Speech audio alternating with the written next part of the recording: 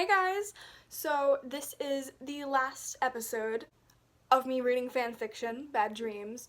This is part 4 out of all 4 parts. If you haven't seen the other 3, I'd suggest go watching them in chronological order so that this all makes sense.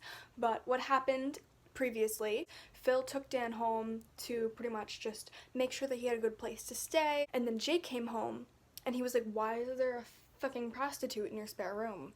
So then Jake pinned Phil up against a wall, and Phil was scared that he was going to get hurt, but then Dan came to his rescue, and we'll see what happens next. There was nothing he could do. Phil surrendered himself to whatever could come next. He braced himself for the flow that was about to fall.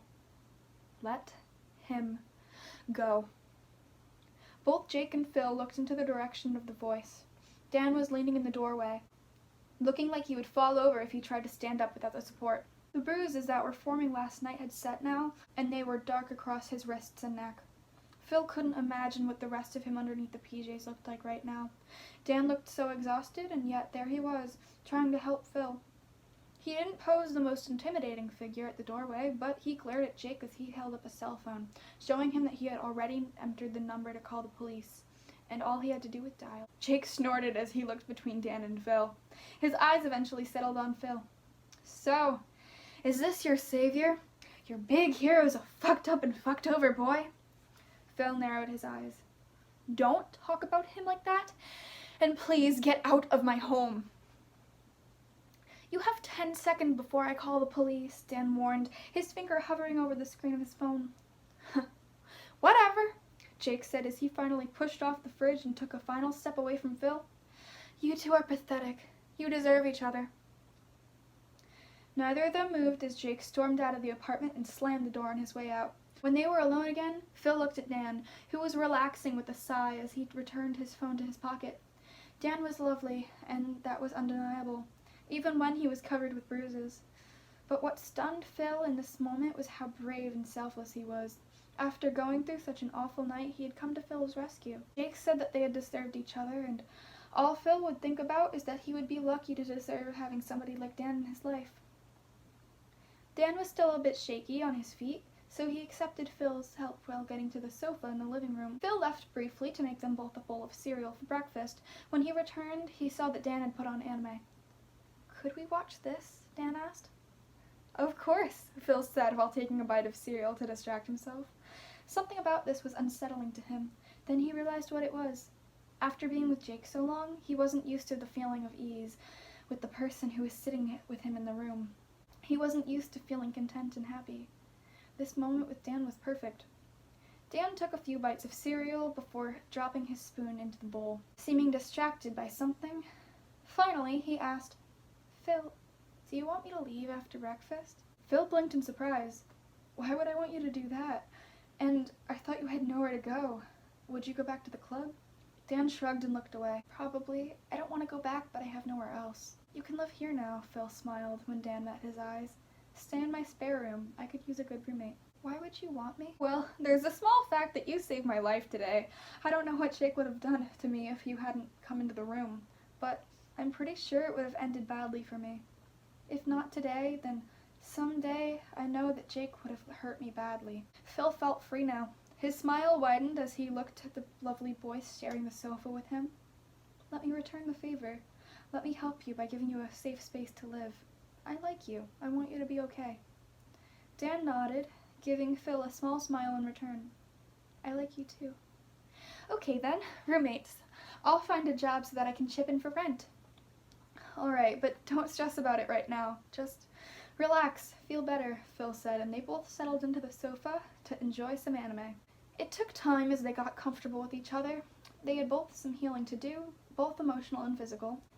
Dan's bruises faded eventually, and Phil stopped jumping from the sound of loud noises that startled him. It would have been so much harder to heal alone, but they had each other. Their home was their heaven, and they kept each other safe even from nightmares. Dan had them often when he first moved in, so Phil woke up to hear the boy thrashing and whimpering and asleep in the next room. He went in to check on him. He sat on the edge of the bed and shook his shoulder to gently wake him. Stay? Dan asked when he realized that Phil had woken him from a nightmare. Phil obliged, climbing into the bed beside Dan. He wrapped his arms around the boy, wanting to make him feel safe and loved. Because Dan was loved, it hadn't taken Phil long to fall for him after he moved in. But Phil kept his distance, giving them both the time and space they needed to recover from their traumas. Dan deserved to be with somebody who wasn't broken, so Phil focused on healing. Dan was the reason why Phil needed to get better. Dan gave him a future to look forward to, which was the most amazing thing that anybody had ever given him. Then one night, Phil woke to a dark room. There was a hand gripping his shoulder while fear gripped his heart. He bolted upright with a gasp. "Shh, shh, it's okay," said a familiar voice. It was Dan who stroked his neck to calm him. "This time you're the one having a bad dream." "Oh," Phil said as he sagged back against his pillows. The bed springs shifted as Dan crawled in beside him, resting his head on the other pillow. Phil could make out the curve of Dan's cheek in the darkness, edged with moonlight and the glint in his eyes. "I had a dream that you were gone. I couldn't find you." "I'm not going anywhere," Dan said. He found Phil's hand in the darkness and gripped it tightly. He chuckled as he ran his thumbs in smoothing circles over Phil's skin. "I'm starting to think that we should just sleep in the same bed since it seems like we need each other." Phil felt his heart start to pound again, this time from the excitement except for fear of a nightmare. "I wouldn't be opposed to the idea, and yes, I do need you. When I lost you in my dream, there were so many things I had wanted to say to you. I tried so hard to find you, yet I couldn't say those things." "I'm here now," Dan said softly. Phil reached out so that he could run his fingers against Dan's smooth cheek. "Oh, Dan, there's about a million things I want to say to you. It would take longer than all night. It would take a lifetime, so if you want to hear it, you'll have to stick around for a while." "I told you, I'm not going anywhere," Dan grinned, flashing his teeth in the darkness. Phil leaned in so that he could brush his lips softly against Dan's. Then he waited to see what Dan would do, just in case he misread the signals that Dan was giving him. Dan's mouth started moving against Phil's as he enthusiastically returned the kiss. Dan was still kissing him, but all Phil could do was smile underneath the attention that Dan was giving him because he was just so happy. Dan felt that the lips under his were stretched into a wide grin, and he leaned back with a chuckle. "You're silly." "You're sillier," Phil said before pecking Dan's lips with one more soft kiss. Then they settled into bed together, and this time Dan was the one who wrapped his arms around Phil so that he felt safe and loved. I love that fanfiction so much. Like, it's really triggering in the beginning, and like, the thing is, I probably would have been fine reading it if I wasn't reading it out loud, but like, it just has such a sweet ending, and like, I just love it so much, and I totally suggest checking out the author. I'll leave a link to the fanfiction in the description, and yeah.